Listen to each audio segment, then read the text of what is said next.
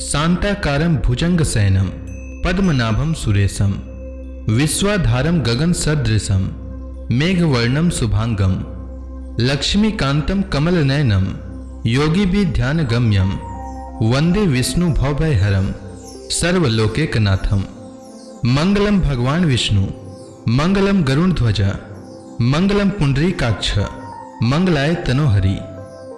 ओम नमो भगवते वासुदेवाय। आज का दिन आप सभी के लिए मंगलमय हो। आज मैं आपके लिए कार्तिक मास कथा का दूसरा और तीसरा अध्याय लेकर आया हूँ। कार्तिक मास में प्रतिदिन कार्तिक मास महात्म्य का श्रवण करना चाहिए, साथ ही तुलसी माता की कथा का भी श्रवण करना चाहिए। इससे जन्म जन्मांतर के पाप कर्मों से छुटकारा मिलता है और इस जन्म में सुखी निरोग जीवन के उपरांत अंत में मोक्ष की प्राप्ति होती है। आइए सुनते हैं कार्तिक मास कथा का दूसरा अध्याय। भगवान श्री कृष्ण सत्यभामा से आगे कहते हैं, हे प्रिय, जब गुणवती को राक्षस द्वारा अपने पति एवं पिता के मारे जाने का समाचार मिला तो वह विलाप करने लगी और कहने लगी, हाय नाथ, हाय पिता, मुझको त्याग कर तुम कहाँ चले गए? मैं अकेली स्त्री तुम्हारे बिना अब क्या करूं? अब मेरे भोजन और वस्त्र आदि की व्यवस्था कौन करेगा? घर में प्रेम पूर्वक मेरा पालन पोषण कौन करेगा? मैं कुछ भी नहीं कर सकती। मुझ विधवा की कौन रक्षा करेगा? मैं कहाँ जाऊं? मेरे पास तो अब कोई ठिकाना भी नहीं रहा। इस प्रकार विलाप करते हुए गुणवती चक्कर खाकर पृथ्वी पर गिर पड़ी और बेहोश हो गई। बहुत देर बाद जब उसे होश आया तो वह पहले की ही भांति करुण विलाप करते हुए शोक सागर में डूब गई। कुछ समय के पश्चात जब वह संभली तो उसे ध्यान आया कि पिता और पति की मृत्यु के बाद मुझे उनकी क्रिया करनी चाहिए जिससे उनकी गति हो सके। इसलिए उसने अपने घर का सारा सामान बेच दिया और उससे प्राप्त धन से उसने अपने पिता एवं पति का श्राद्ध आदि कर्म किया। तत्पश्चात वह उसी नगर में रहते हुए 8 पहर भगवान विष्णु की भक्ति करने लगी। उसने मृत्यु पर्यंत तक नियम पूर्वक सभी एकादशियों का व्रत और कार्तिक महीने में उपवास एवं व्रत किया। हे प्रिय, एकादशी एवं कार्तिक व्रत मुझे बहुत ही प्रिय है। इनसे मुक्ति, भुक्ति, पुत्र तथा संपत्ति प्राप्त होती है। कार्तिक मास में जब तुला राशि पर सूर्य आता है तब ब्रह्म मुहूर्त में उठकर स्नान करने व व्रत व उपवास करने वाले मनुष्य मुझे बहुत प्रिय हैं, क्योंकि यदि उन्होंने पाप भी किए हों तो भी स्नान व व्रत के प्रभाव से उन्हें मोक्ष प्राप्त हो जाता है। कार्तिक में स्नान, जागरण, दीपदान तथा तुलसी के पौधे की रक्षा करने वाले मनुष्य साक्षात भगवान विष्णु के समान हैं। कार्तिक मास में मंदिर में झाड़ू लगाने वाले, स्वास्तिक बनाने वाले तथा भगवान विष्णु की पूजा करने वाले मनुष्य जन्म मरण के चक्कर से छुटकारा पा जाते हैं। यह सुनकर गुणवती भी प्रति वर्ष श्रद्धा पूर्वक कार्तिक का व्रत और भगवान विष्णु की पूजा करने लगी। हे प्रिय, एक बार उसे ज्वर हो गया और वह बहुत कमजोर भी हो गई। फिर भी वह किसी प्रकार गंगा स्नान के लिए चली गई। गंगा तक तो वह पहुंच गई, परंतु शीत के कारण वह बुरी तरह से कांप रही थी। इस कारण वह शिथिल हो गई। तब मेरे दूत उसे मेरे धाम में ले आए। तत्पश्चात ब्रह्मा आदि देवताओं की प्रार्थना पर जब मैंने कृष्ण का अवतार लिया तब मेरे गण भी मेरे साथ इस पृथ्वी पर आए, जो इस समय यादव हैं। तुम्हारे पिता पूर्व जन्म में देव शर्मा थे तो इस समय सत्रजीत हैं। पूर्व जन्म में चंद्र शर्मा जो तुम्हारा पति था वह डाकू है, और हे देवी, तुम ही वह गुणवती हो, और कार्तिक व्रत के प्रभाव के कारण ही तुम मेरी अर्धांगिनी हुई हो। पूर्व जन्म में तुमने मेरे मंदिर के द्वार पर तुलसी का पौधा लगाया था। इस कारण वह तेरे महलों के आंगन में कल्प वृक्ष के रूप में विद्यमान है। उस जन्म में जो तुमने दीपदान किया था उसी कारण तुम्हारी देह इतनी सुंदर है और तुम्हारे घर में साक्षात लक्ष्मी का वास है। चूंकि तुमने पूर्व जन्म में अपने सभी व्रतों का फल पति स्वरूप विष्णु को अर्पित किया था, उसी के प्रभाव से इस जन्म में तुम मेरी प्रिय पत्नी हुई हो। पूर्व जन्म में तुमने नियम पूर्वक जो कार्तिक मास का व्रत किया था उसी के कारण मेरा और तुम्हारा कभी वियोग नहीं होगा। इस प्रकार कार्तिक मास में व्रत आदि करने वाला मनुष्य मुझे तुम्हारे समान प्रिय है। दूसरे जप तप यज्ञ दान आदि करने से प्राप्त फल कार्तिक मास में किए गए व्रत के फल के बराबर भी नहीं होता है, अर्थात कार्तिक मास के व्रतों का 16वां भाग भी नहीं होता है। इस प्रकार सत्यभामा भगवान श्री कृष्ण के मुख से अपने पूर्व जन्म के पुण्य का प्रभाव सुनकर बहुत ही प्रसन्न हुई। तो इसी के साथ कार्तिक मास महात्म्य की कथा का दूसरा अध्याय पूर्ण हुआ। कार्तिक मास कथा अध्याय 3। सत्यभामा भगवान श्री कृष्ण से कहती हैं, हे प्रभु, आप तो सभी काल में व्यापक हैं और सभी काल आपके आगे एक समान है, फिर यह कार्तिक मास ही सभी मासों में श्रेष्ठ क्यों है? आप सब तिथियों में एकादशी और सभी मासों में कार्तिक मास को ही अपना प्रिय क्यों कहते हैं? इसका कारण बताइए। भगवान श्री कृष्ण ने कहा, हे भामिनी, तुमने बहुत अच्छा प्रश्न किया है, मैं तुम्हें इसका उत्तर देता हूं, ध्यान पूर्वक सुनो।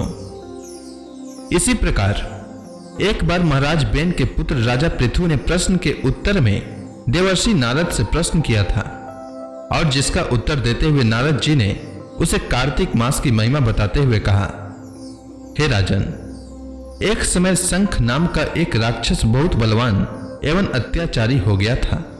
उसके अत्याचारों से तीनों लोकों में त्राही त्राही मच गई। उस शंखासुर ने स्वर्ग में निवास करने वाले देवताओं पर विजय प्राप्त कर इंद्र आदि देवताओं एवं लोकपालों के अधिकारों को छीन लिया। उससे भयभीत होकर समस्त देवता अपने परिवार के सदस्यों के साथ सुमेरु पर्वत की गुफाओं में बहुत दिनों तक छिपे रहे। तत्पश्चात वे निश्चिंत होकर सुमेरु पर्वत की गुफाओं में ही रहने लगे। उधर जब शंखासुर को इस बात का पता चला कि देवता आनंद पूर्वक सुमेरु पर्वत की गुफाओं में निवास कर रहे हैं, तो उसने सोचा कि ऐसी कोई दिव्य शक्ति अवश्य है जिसके प्रभाव से अधिकारहीन यह देवता अभी भी बलवान है। सोचते सोचते वह निर्णय पर पहुंचा कि वेद मंत्रों के बल के कारण ही देवता बलवान हो रहे हैं। यदि इनसे वेद छीन लिए जाएं तो वे बलहीन हो जाएंगे। ऐसा विचार कर शंखासुर ब्रह्मा जी के सत्यलोक से शीघ्र ही वेदों को हर लाया। उसके द्वारा ले जाए जाते हुए वेद भय से उसके चुंगल से निकल भागे और जल में समा गए। शंखासुर ने वेद मंत्रों तथा बीज मंत्रों को ढूंढते हुए सागर में प्रवेश किया, परंतु न तो उसको वेद मंत्र मिले और न ही बीज मंत्र। जब शंखासुर सागर से निराश होकर वापस लौटा तो उस समय ब्रह्मा जी पूजा की सामग्री लेकर सभी देवताओं के साथ भगवान विष्णु के शरण में पहुंचे और भगवान को गहरी निद्रा से जगाने के लिए गाने बजाने लगे और धूप गंध आदि से बारंबार उनका पूजन करने लगे। धूप दीप नैवेद्य आदि अर्पित किए जाने पर भगवान की निद्रा टूटी और वह देवताओं सहित ब्रह्मा जी को अपना पूजन करते हुए देखकर बहुत प्रसन्न हुए तथा कहने लगे, मैं आप लोगों के इस कीर्तन एवं मंगलाचरण से बहुत प्रसन्न हूँ। आप अपना अभीष्ट वरदान मांगिए, मैं अवश्य प्रदान करूंगा। जो मनुष्य आश्विन शुक्ल की एकादशी से देवोत्थान एकादशी तक ब्रह्म मुहूर्त में उठकर मेरी पूजा करेंगे, उन्हें तुम्हारी ही भांति मेरे प्रसन्न होने के कारण सुख की प्राप्ति होगी। आप लोग जो पाद्य अर्घ्य आचमन और जल आदि सामग्री मेरे लिए लाए हैं, वे अत्यंत गुणों वाली होकर आपका कल्याण करेगी। शंखासुर द्वारा हरे गए संपूर्ण वेद जल में स्थित है। मैं सागर पुत्र शंखासुर का वध करके उन वेदों को अभी लाए देता हूँ। आज से बीज मंत्र और वेदों सहित मैं प्रति वर्ष कार्तिक मास में जल में विश्राम किया करूंगा। अब मैं मत्स्य का रूप धारण करके जल में जाता हूँ। तुम सब देवता भी मुनीश्वरों सहित मेरे साथ जल में आओ। इस कार्तिक मास में जो श्रेष्ठ मनुष्य प्रातः काल स्नान करते हैं, वे सब यज्ञ के अवभृत स्थान द्वारा भली भांति नहा लेते हैं। हे देवेंद्र, कार्तिक मास में व्रत करने वालों को सब प्रकार से धन पुत्र पुत्री आदि देते रहना और उनकी सभी आपत्तियों में रक्षा करना। हे धनपति कुबेर, मेरी आज्ञा के अनुसार तुम उनके धन धान्य की वृद्धि करना, क्योंकि इस प्रकार का आचरण करने वाला मनुष्य मेरा रूप धारण करके जीवन मुक्त हो जाता है। जो मनुष्य जन्म से लेकर मृत्यु पर्यंत विधि पूर्वक इस उत्तम व्रत को करता है, वह आप लोगों का भी पूजनीय है। कार्तिक शुक्ल पक्ष की एकादशी तिथि को तुम लोगों ने मुझे जगाया है, इसलिए यह तिथि मेरे लिए अत्यंत प्रीतिदायिनी और माननीय है। हे देवताओं, यह दोनों व्रत नियम पूर्वक करने से मनुष्य मेरा सानिध्य प्राप्त कर लेता है। इन व्रतों को करने से जो फल मिलता है वह अन्य किसी व्रत से नहीं मिलता। अतः प्रत्येक मनुष्य को सुखी और निरोग रहने के लिए कार्तिक महात्म्य और एकादशी की कथा सुनते हुए उपर्युक्त नियमों का पालन करना चाहिए। नारद जी कहते हैं, ऐसा कहकर भगवान विष्णु मछली का रूप धारण करके आकाश से जल में गिरे। उस समय विंध्याचल पर्वत पर तप कर रहे महर्षि कश्यप अपनी अंजलि में जल लेकर खड़े थे। भगवान उनकी अंजलि में जा गिरे। महर्षि कश्यप ने दया करके उसे अपने कमंडल में रख लिया। मछली के थोड़ा बड़ा होने पर महर्षि कश्यप ने उसे कुएं में डाल दिया। जब वह मछली कुएं में भी न समा सकी तो उन्होंने उसे तालाब में डाल दिया। जब वह तालाब में भी न समा सकी तो उन्होंने उसे समुद्र में डाल दिया। वह मछली वहां भी बढ़ने लगी। फिर मत्स्य रूपी भगवान विष्णु ने इस शंखासुर का वध किया और शंखासुर को हाथ में लेकर बद्री वन में आ पहुंचे। वहां उन्होंने संपूर्ण ऋषियों को बुलाकर इस प्रकार आदेश दिया, मुनीश्वरों, तुम जल के भीतर बिखरे हुए वेद मंत्रों की खोज करो और जितनी जल्दी हो सके उन्हें सागर के जल से बाहर निकालाओ। तब तक मैं देवताओं के साथ प्रयाग में ठहरता हूं। तब उन तपोबल संपन्न महर्षियों ने यज्ञ और बीजों सहित संपूर्ण वेद मंत्रों का उद्धार किया। उनमें से जितने मंत्र जिस ऋषि ने उपलब्ध किए वही उन बीज मंत्रों का उस दिन से ऋषि माना जाने लगा। तदंतर सब ऋषि एकत्र होकर प्रयाग में गए। वहां उन्होंने ब्रह्मा जी सहित भगवान विष्णु को उपलब्ध हुए सभी वेद मंत्र समर्पित कर दिए। सब वेदों को पाकर ब्रह्मा जी बहुत प्रसन्न हुए। उन्होंने देवताओं और ऋषियों के साथ प्रयाग में अश्वमेध यज्ञ किया। यज्ञ समाप्त होने पर सब देवताओं ने भगवान से निवेदन किया, देवाधिदेव जगन्नाथ, इस स्थान पर ब्रह्मा जी ने खोजे हुए वेदों को पुनः प्राप्त किया है और हमने भी यहाँ आपके प्रसाद से यज्ञ भाग पाए हैं। अतः यह स्थान पृथ्वी पर सबसे श्रेष्ठ पुण्य की वृद्धि करने वाला एवं भोग तथा मोक्ष प्रदान करने वाला हो। साथ ही यह समय भी महापुण्यमय और ब्रह्मघाती आदि महापापियों को भी शुद्धि करने वाला हो तथा यह स्थान यहाँ दिए हुए दान को अक्षय बना देने वाला भी हो। यह वर दीजिए।